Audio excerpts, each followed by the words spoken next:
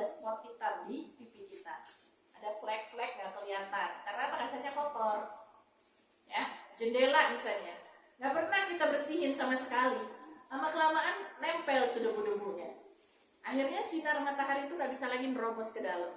Begitu juga dengan hati kita. Bagaimana kita bisa menjadikan ibadah itu nikmat kalau hati kita juga ternyata banyak spot-spot nodanya. Satu kali kita bermaksiat, satu titik noda ada di dalam hati kita.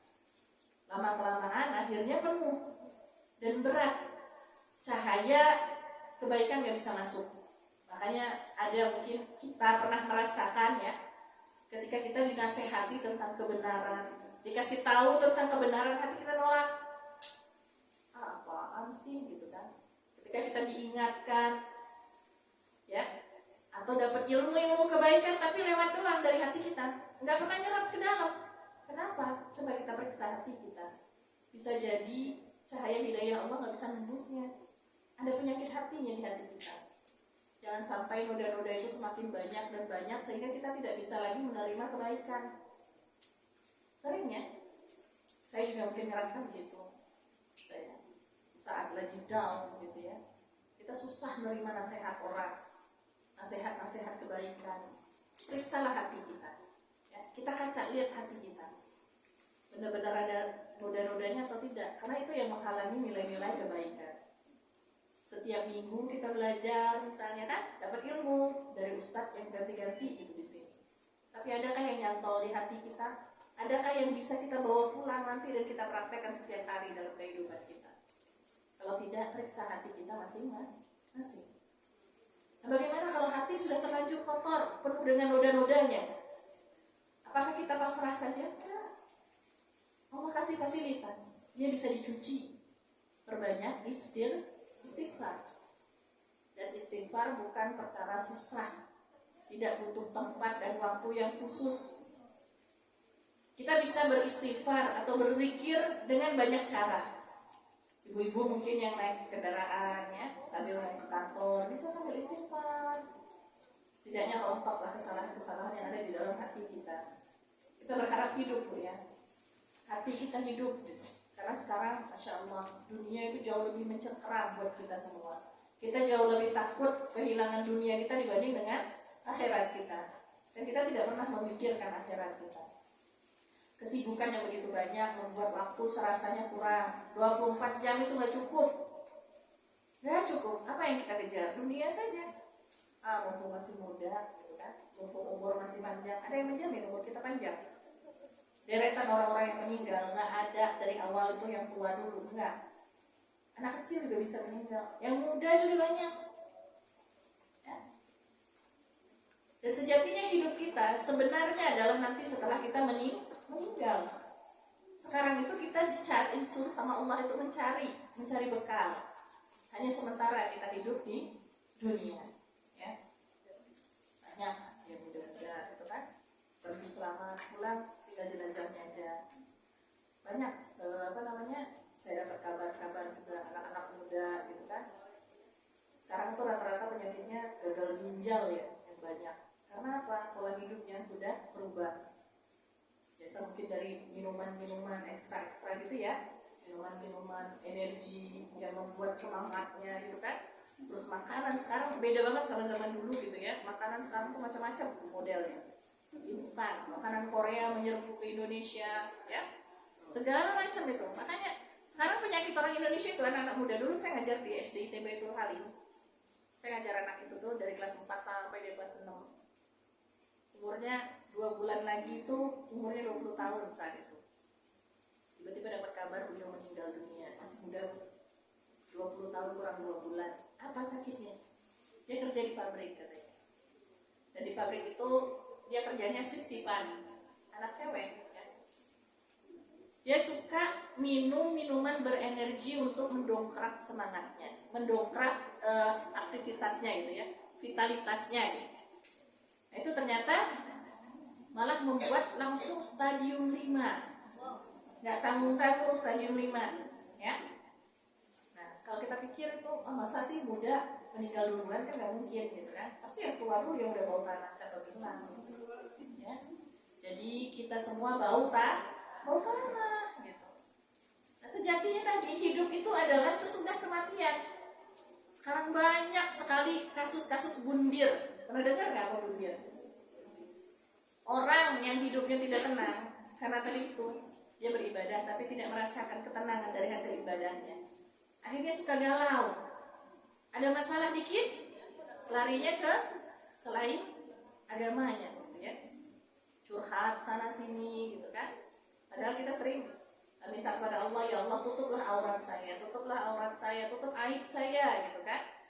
Tapi kenyataannya ketika kita ada masalah, kita curhat di status, terus WA, Instagram, Facebook. Orang yang nggak tahu masalah kita jadi tahu. Kalaupun orang nggak tahu ini masalahnya apa ya, kenapa ya dia jadi menebak-nebak gitu. Nah, akhirnya saking ininya galaunya gitu ya, tidak menemukan solusi. Jalan terakhirnya adalah dengan cara bundir tadi. Alhamdulillah banyak anak-anak muda yang bundir. Ya, insya Allah di sini solehan semua keadaan. Ya. Dan dia nggak tahu bahwasanya hidup yang sebenarnya adalah setelah kematian. Apakah setelah bisa putus pacaran, misalnya kan ada tuh orang putus cinta, cowoknya nggak mau tanggung jawab, dia bunuh diri. Apakah dengan bunuh diri menyelesaikan masalah? Oke lah, masalahnya selesai di dunia, tapi di akhirat sana justru ditutup sama Allah, ditutup sama Allah. Dan di akhirat itu tidak ada lagi yang namanya kematian. Kita disiksa sehabis-habisnya di sana akan tumbuh lagi dan tumbuh lagi, gitu, ya. Nah, itu karena apa? Galau-galau gitu karena tidak adanya kenikmatan dalam beribadah tadi, ya. Makanya mari kita berlomba-lomba, kita raih nikmatnya ibadah. Bagaimana caranya supaya kita bisa merasakan nikmatnya ibadah? Setidaknya kata Rasulullah ada 5 ya. Ada 5 hal yang bisa membangkitkan nikmat beribadah buat kita. Karena bagaimanapun ibadah itu kebutuhan buat kita. Ya. Yang pertama sekali adalah menjadikan Allah dan Rasulnya satu-satunya yang kita percaya, yang kita sembah. Ya. Prioritas utama kita adalah Allah dan Rasulnya, baru yang lain. Allah dan Rasulnya. Cukup hidup dengan Allah dan Rasulnya saja. Ya, kalau kita sudah percaya dengan Allah dan Rasulnya, yakinkanlah bahwa kenikmatan ibadah itu akan kita raih. Terus yang kedua, beribadah ikhlas, mengharapkan ridha Allah Subhanahu wa Ta'ala. Ya. Jadi setiap ibadah yang kita lakukan, yang tadi khusus kita kita lakukan karena Allah, gitu ya. Kita jadikan Allah lah tempat sandaran kita, tempat terkokoh untuk kita menyenderkan diri kita ketika kita ada problem, larinya ke Allah, jangan ke yang lain gitu. Ya. Jangan hati kecewa rukun bertindak, gitu ya. Ada yang seperti itu gitu kan. Ya. Tapi larilah kepada Allah. Ya. Coba ketika kita ada masalah apa aja, masalah keluarga, rumah tangga, masalah pekerjaan, ekonomi dan sebagainya, lari kepada Allah. Gak mungkin Allah itu tidak akan membalas, ya. Angkat tangan kita, tinggikan tangan kita, biar nanti Allah yang turun tangannya kepada kita. Karena kata Allah, pantang bagi Allah untuk melihat hambanya itu kecewa dan menaruh kembali tangannya tanpa ada balasan dari Allah, tanpa Allah sambut itu tangan. Gitu.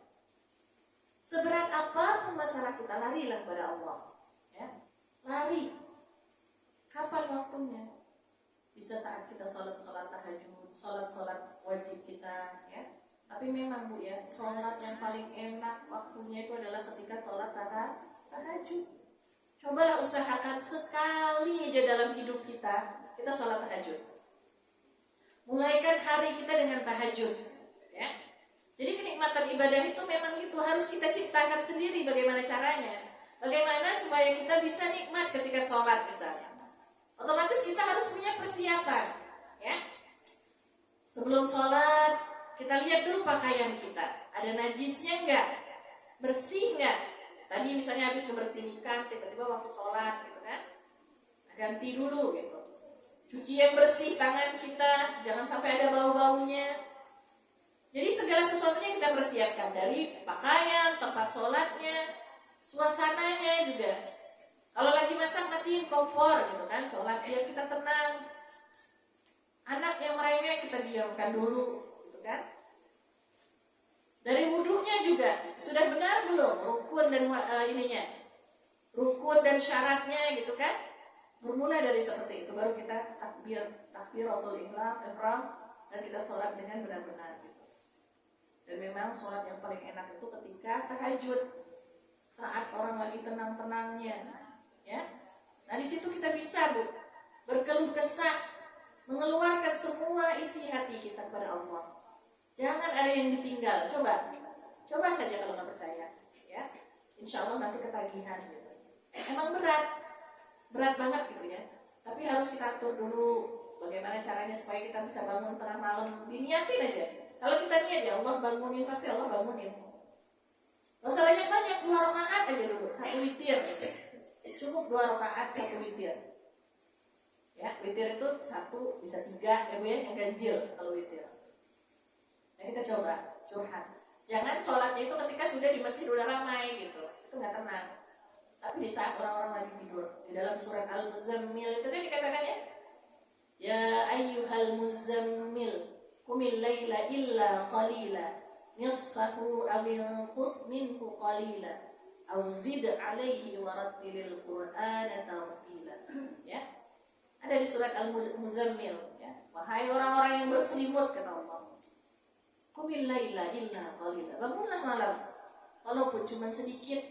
Jadi gak ada paksaan ketika sholat malam itu harus sampai 11 rakaat. Enggak, minimal itu 2 rakaat. Coba.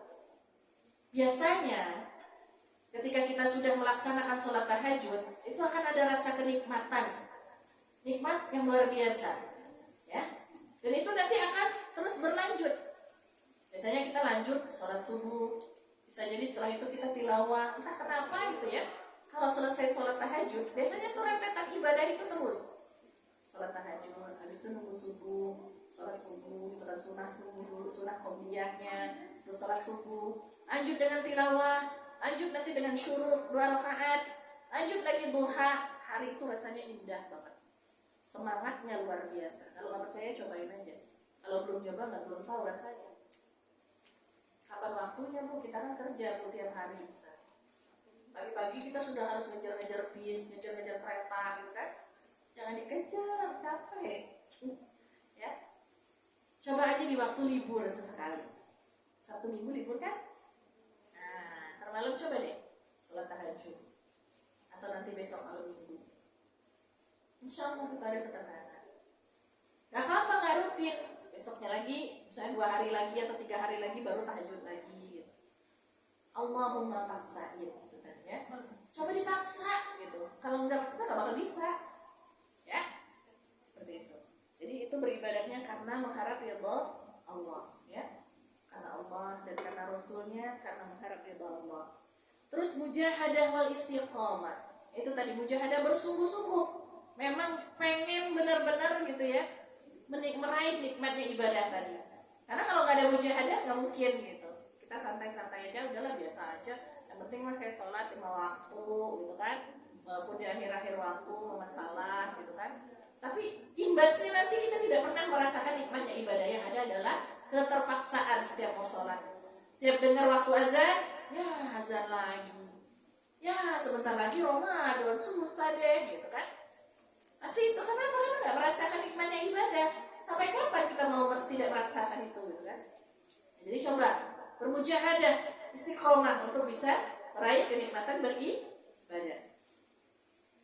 Yang selanjutnya adalah jadikanlah ibadah itu kesenangan hati, bukan keterpaksaan. Ya, jadi setiap kali mau sholat, aduh ya Allah sholat gitu kan senang gitu. Apapun yang kita lakukan tinggal dulu gitu ya. Jangan kita itu hanya target-target dari bos saja yang kita kejar. Kalau kita bekerja, kenapa kita bisa mengejar target yang ditetapkan oleh bos kita? Takut sama bos apa sama Allah gitu kan? Kadang-kadang kan seperti itu. Takutnya nanti kalau nggak selesai bos kita marah. Tapi kita nggak pernah tahu bahwasannya bos itu punya bos lagi di atasnya, yaitu Allah Subhanahu wa Ta'ala. Nggak mungkin bos yang baik nggak mungkin marah ketika ada karyawannya yang mau sholat misalnya. Misalnya yang sudah terbiasa sholat duha, maaf ya bu, setelah saya izin ya bu, 5 menit aja bu, saya mau sholat duha dulu. Bos yang baik pasti izinin. Jangan tinggalkan kebiasaan-kebiasaan itu karena takut sama bos gitu ya. Insya Allah gitu. Jadi jadikan ibadah-ibadah itu adalah kesenangan, bukan sesuatu yang menyusahkan buat kita. Terus yang terakhir adalah jauhi diri dari dosa dan maksiat. Nah, karena ini juga ya, dosa dan maksiat yang sudah terlalu banyak itu bisa menghalangi kita untuk bisa merasakan nikmatnya ibadah. Ya, banyak dosa-dosa yang kita sudah perbuat. Dan itu yang membuat kita males-malesan datang ke majelis ilmu gitu kan. Malas dengar ustaz-ustaz yang ngomong, sibuk masing-masing. Ada yang seperti itu. Tapi di sini ada nggak? Ada nggak? Ya. Jadi ada yang sekedar mendengar dari telinga kanan keluar telinga kiri. Nggak ada yang membekas di dalam hati. Makanya periksa hati kita masing-masing. Saya kesini karena apa? Karena disuruh atau memang karena saya butuh gitu. Ya. Mudah-mudahan kita semua di sini adalah orang-orang yang istiqomah menjalankan perintah Allah, ya. Menjalankan syariat Allah. Dan telah bisa diberi kemudahan di hisabnya sama Allah. Ada sesi tanya jawab? Ya, saya kasih sengaja saya lebihkan waktunya. Siapa tahu ada yang mau bertanya, silakan. Ya. Baik, ada yang ingin ditanyakan dari materi yang disampaikan tadi berkenaan dengan bagaimana kita bisa merasakan kenikmatan dalam ibadah. Mungkin mau sharing pengalaman juga boleh ya? Ada?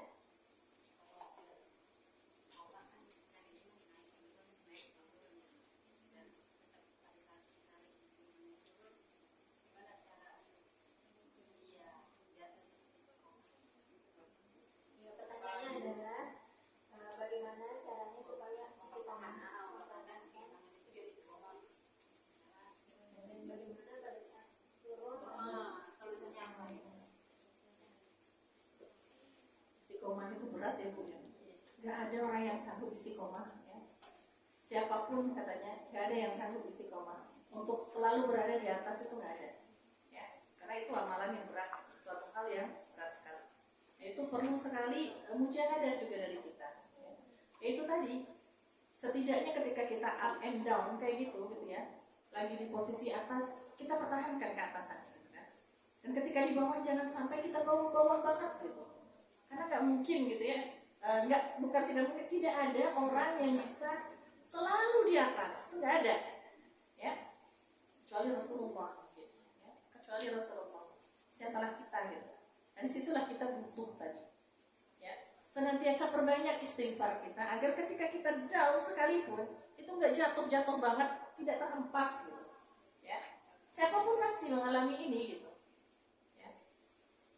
Jadi usahakan sebisa mungkin untuk senantiasa menjaga hati, ya, menjaga hati dan memprioritaskan selalu ibadah yang sudah kita lakukan itu.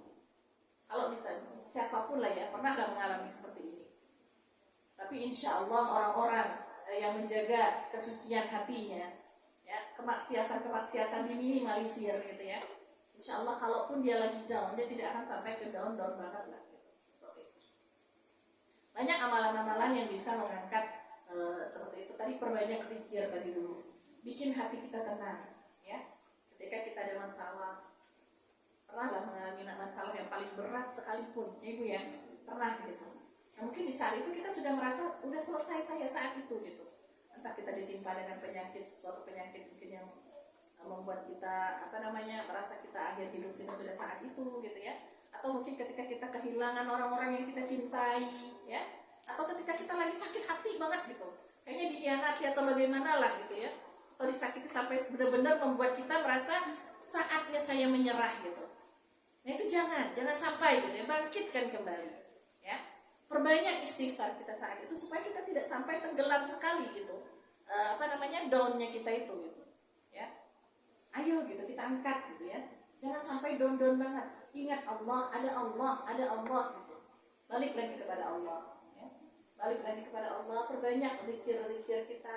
Walaupun tidak langsung membuat kita up lagi gitu ya, lagi up ke atas itu enggak gitu. Tapi kita sadari gitu ya, kelemahan kita.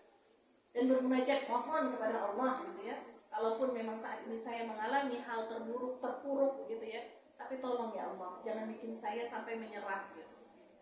Bangkit gitu. Ingat Allah, kembali lagi kepada Allah. Kalau amalan-amalannya ya nggak ada, amalan-amalan seperti itu aja gitu. Ya. Amalan-amalan hati yang bisa mengingat kita untuk bahwasanya ada sandaran, ada tempat berpaut kita, yaitu Allah. Ada batu loncat ada tempat kita untuk meraih tinggian Allah itu gitu, ada gitu. Masih ada kesempatan yang Allah berikan. Jadi kalau untuk amalan bagaimana caranya? Apa perbanyak sholat? Ada yang bisa sanggup sholat ketika lagi down. Itu susah, ya. Jadi bangkitkan dulu hatinya, hidupkan dulu hatinya. Allah menguji saya, pengen mengangkat derajat saya. Ya, karena sejatinya begitu ya Bu ya. Allah ketika menguji kita bukan untuk membenci kita, tapi ingin menaikkan level kita. Walaupun mungkin kita terpuruk dulu, nah jangan sampai terpuruknya itu benar-benar jatuh gitu, sampai terjerembab dengan sakit gitu, jangan gitu. Ya, nggak apa-apa sedih ketika ada masalah, menangis ketika ada masalah, mengeluh, tapi jangan sampai keluh dan kesedihan kita itu benar-benar membuat kita lupa sama Allah, yang akhirnya membuat kita benar-benar terjerembab, ya, terjerembab jatuh. Jadi ingatlah gitu ya, seperti itu. Ingat kepada Allah. Kalau amalan-amalan yang bisa menjaga seperti itu tuh ya tidak ada gitu. Ayo kita istiqomah aja. Istiqomah itu memang berat, tadi perlu mujahadahnya gitu ya. Yaitu tadi semua muaranya adalah di hati. Di hati. Orang yang misalnya hatinya bersih ketika dia ditimpa musibah pun sekalipun, kesusahan sekalipun, akan mudah bangkitnya. Kalau hatinya memang benar-benar dasarnya baik, bagus. Tapi kalau memang hati yang memang mudah sekali jatuh, gimanain juga tetap gak bakal bisa. Ya, seperti itu. Jadi jaga hati kita. Ya, ada lagi? Ada lagi? Gimana? Kakak-kakak yang lain ada lagi? Masih ada 10 menit loh. Gak apa-apa, yang lain pertanyaannya selain ini juga gak apa-apa. Boleh, mau nanya hal lain juga saya sudah mempersilahkan. Mau konsul dari hal lain juga boleh. Apa saya yang nanya? Boleh. Boleh Ustazah. Enggak. Enggak. Iya, nanti ada hadiah lagi. Ada door prize. Ada lagi yang nanya? Kayaknya mungkin udah cukup kali ya Bu ya. Berarti alhamdulillah udah solihah semua ya, insyaallah. Di sini udah bisa semua, tinggal realisasi ya Bu ya. Mari kita berlomba bersama-sama untuk bisa menjadi pribadi yang lebih solih lagi, solihah lagi, istiqomah ya, insyaallah bisa semua. Baik ya, alhamdulillah berarti sudah usai ya untuk kajian kita pada siang hari ini. Semoga apa yang sudah kita bahas di sini sudah disampaikan oleh Ustazah Sari pada hari ini bisa menjadi bekal untuk kita dalam memperbaiki diri.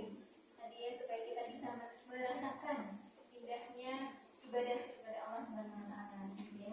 Dan juga sebagai doa penutup kami mohonkan kepada Ustazah Sari untuk memimpin.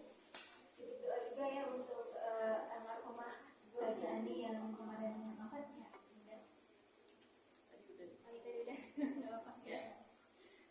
Kita tutup ya Bu ya. Alhamdulillah, mudah-mudahan apa yang saya sampaikan, yang saya share tadi bermanfaat buat kita semua ya, dan kita bisa realisasikannya dalam kehidupan kita sehari-hari. Saya yakin udah pada bisa, karena udah setengah jam lagi masuk ya. Ya baiklah, kalau begitu kita tutup ya pertemuan kita hari ini dengan sama-sama membaca doa. Bismillahirrahmanirrahim. Qulillahumma malikal mulki tu'til mulka man tasha' wa tanzi'ul mulka mimman tasha' wa tu'izzu man tasha' wa tudhillu man tasha' biyadikal khair innaka 'ala kulli syai'in qadir. Tulijul laila fin nahar wa tulijul nahara fil lail wa tukhrijul hayya minal mayyiti wa tukhrijul mayyita minal hayy wa tarzuqu man tasha' bighairi hisab.